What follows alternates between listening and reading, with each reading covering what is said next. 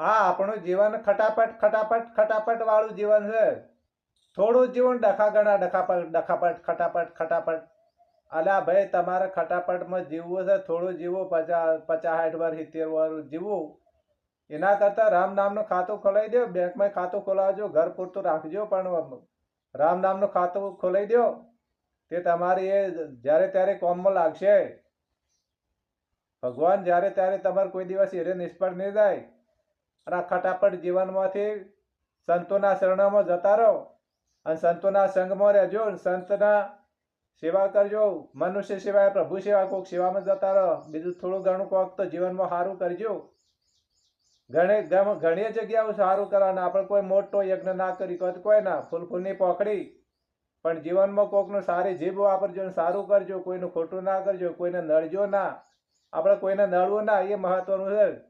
બીજું આ સંસારમાં આપણને કોઈ નડતું નથી, પણ આપણે કોકને નડીએ છીએ. એટલે ધ્યાન રાખી આ જીવન ખટાપટ વાળું જીવન જીવી દે. ભગવાનનું નામનો રામ નામનું ખાતું ખોલાવી દે, બસ.